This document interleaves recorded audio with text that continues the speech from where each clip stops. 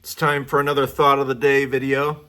I've just been going through, I think I told you in the last Thought of the Day video, I just kind of been going through my archives, like what kind of fun little goodies do I have buried in my archives? And I have archives they're not official archives. I call them the archives. They're really just piles of stuff that I don't throw away because they're worth keeping and doing something with. And there's a pile over there, and there's a pile on the back of my desk. There's probably a pile down in the recording room. And one of the places I have it, you see this little file, whatever you call it, this little file thingy I have hanging on the wall back here. It's got all kinds of things that I've stashed there because I didn't want to get rid of it. And some of the things, I'm kind of going through and cleaning it out. I'll probably be getting rid of some things in there, and maybe I'll talk about some of the things as I will get rid of them. But one of the things I pulled out today, I will not be getting rid of. I will be keeping because it's a super special gift to me. I forgot about it until I pulled it out of the folder where I keep it. But it was a gift from, it was a going away gift when my mentor, one of my mentors who had my job before I did, his name was Bill Westfall. And when he stepped away from president of Impact, and I stepped into his role shortly after that. One of the things he did on his way out for all of the Impact staff was he gifted us a wordless book.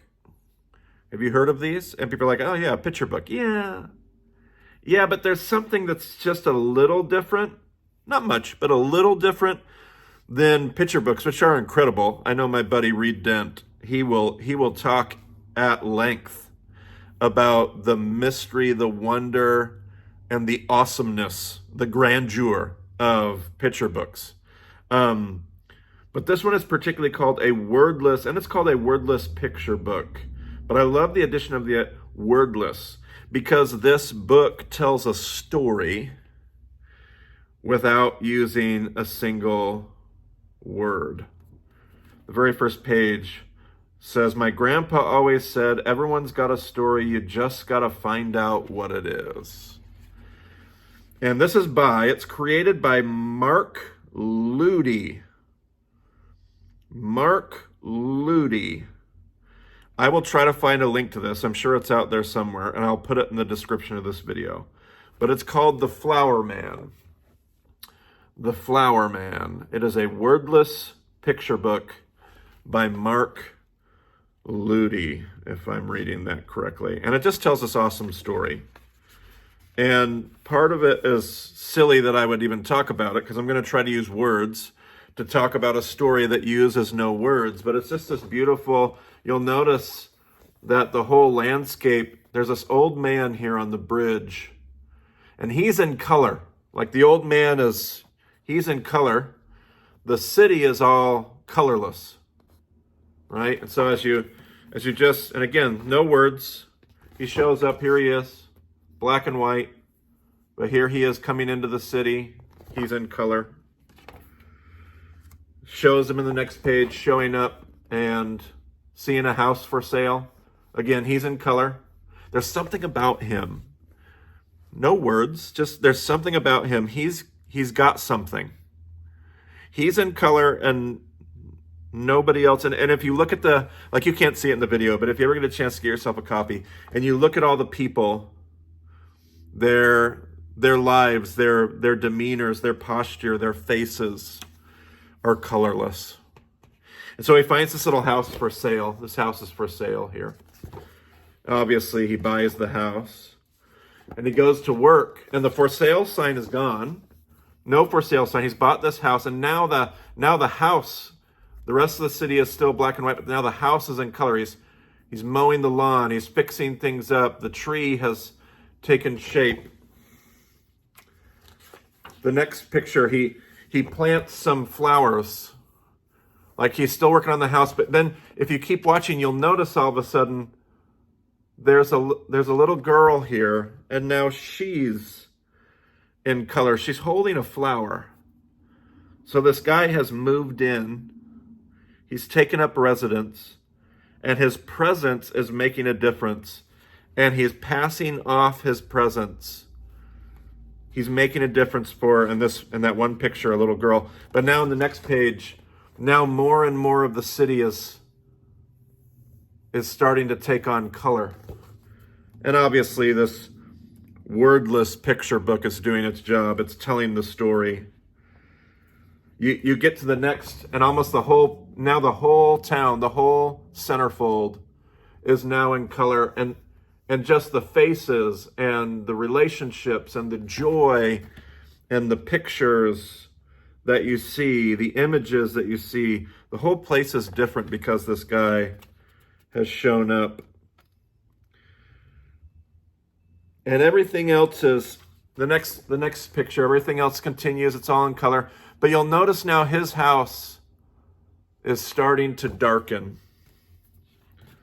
And there's a for sale sign again. His time's coming to an end. And now here we are. And again, there's still color in the city, but it's starting to kind of, almost like nightfall. He's leaving. Where is he at? Here he is. He's now going the opposite direction. He's now leaving town. But as you look around at all the windows and you see all the characters, everything has been changed. The difference that has been made is in every house, every window, because this guy has shown up. And then this is where the last 2 pages, I don't know what to do with. I can't even remember what Bill said. Bill walked us through this book when he left. And I can't even remember how he saw it.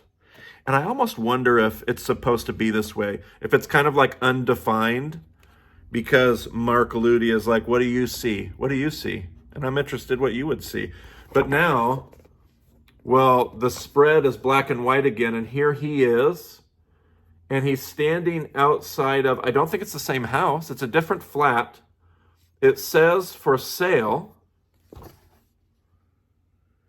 He's holding a note that says, it's got a number on it. I can't tell if it's 10 or 20. I'm thinking it's money of some kind. Everybody in the window is kind of like kind of noticing. I don't know if is it a new city?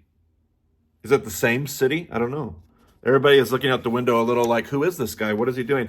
And then all of a sudden, on the last page, he gives something to her. He's in color now. She's in color. She's holding one of his flowers, and he's walking away.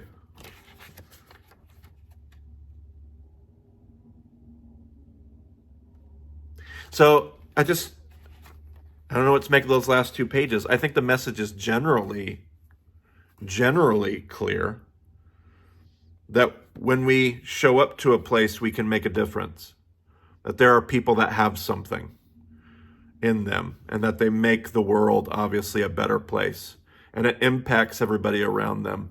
And then at the end of the story, there seems to be some kind of subtle message. However the details parse themselves, I'm unsure. But this message of, but there's also something we leave behind us. We can take that very thing, we can pass it on. Maybe a guy like me might call that discipleship. What I love about that story and the person who gave it to me is that's the kind of person that Bill was in the world for me. That's how I perceived his life. And in a lot of ways, as a mentor and as a discipler, Bill did that for me. And so I just thought, man, I'll do a thought of the day video on that. Mainly because I just love these pictures in the middle.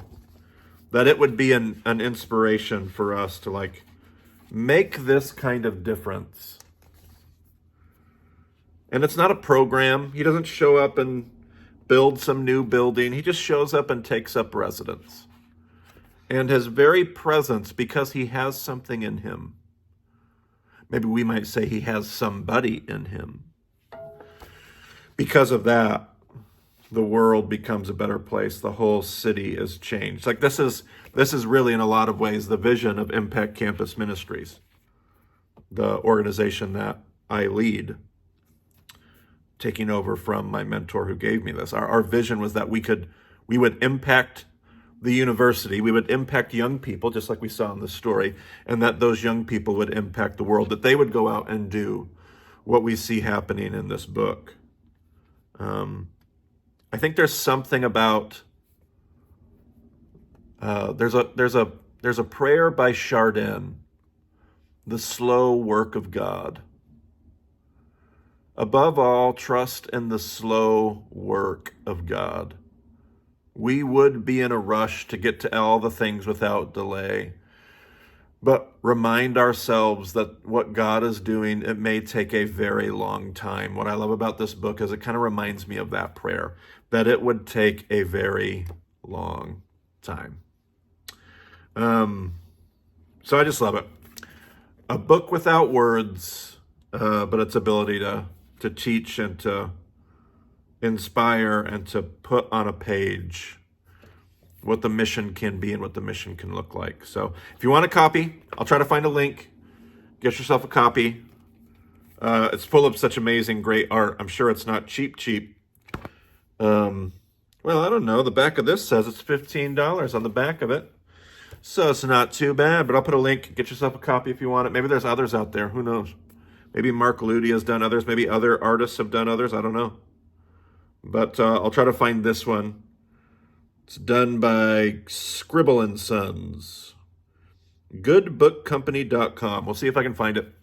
Put a link in there and get yourself a copy and be inspired. Like I realized as I went through this today, I could probably just sit here on a personal retreat day, a day. I could just probably sit for an hour or two prayerfully and just kind of look at the details. There's so much going on in these spreads, and just find inspiration, find some messages, find some things that God might be saying to me about the things that I can do in the world.